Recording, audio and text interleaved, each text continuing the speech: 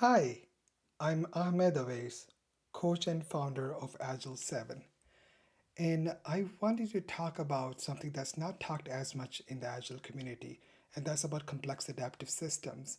And I tend to lean on human systems dynamics, which is a very interesting field to look at Agile in a fresh and useful way.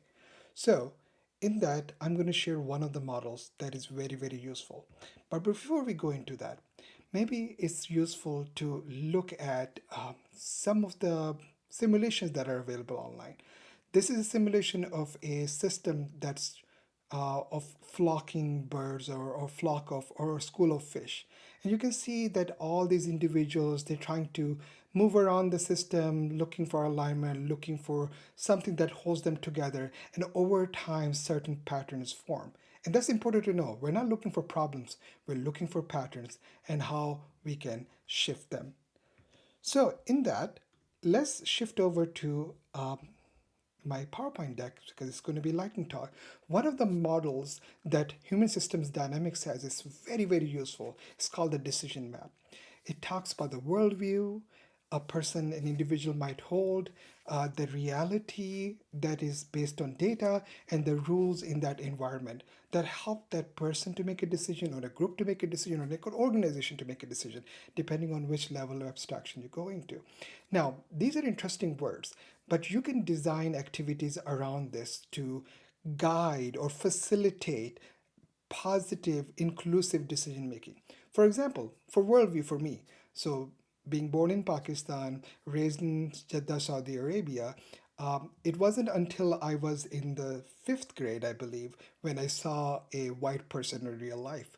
Now, that kind of experiences, shape us and create some certain ideas, and until you go and explore different ideas, that kind of stays with you, and those experiences inform us. The other things are probably more self-explanatory. So in that, why I want to talk about some of the problem patterns. When you have too much of a worldview, then self-interest, personal agendas come into the way, and the greater system is not served. And your rules and reality get crushed in that worldview, that dominating voice. That's a bad problem to have. Sometimes you have too many rules, way too many rules that don't even remember what those rules are. Everybody has to take out the rules document to understand, well, what did we talk about? What is the regulation there? What is the policy here? And that's where loss and misuse of resources happen. And best interests are compromised, no accommodations, and it's also a problem. When you have too much of reality, then the needs of individuals are not met. Your worldviews are ignored. The relationships are damaged, and there's a lot of loss of reputation. So, what can we do about this? Now, what can we do otherwise? You can facilitate better decision making, and there are a set of questions. Obviously, in a lightning talk, we can't go into detail, but there are things that you can ask about, and you can create a microstructure around and get the group together just to air that out. And when you do that, you have to understand that you don't need to convince everybody that you're right. What we're trying to do is there's an area of tolerance, and there's an area of personal preference, and there's an area of disagreement and dissent. We want to make sure there's no red flags, and we're moving in the direction of positive inclusivity.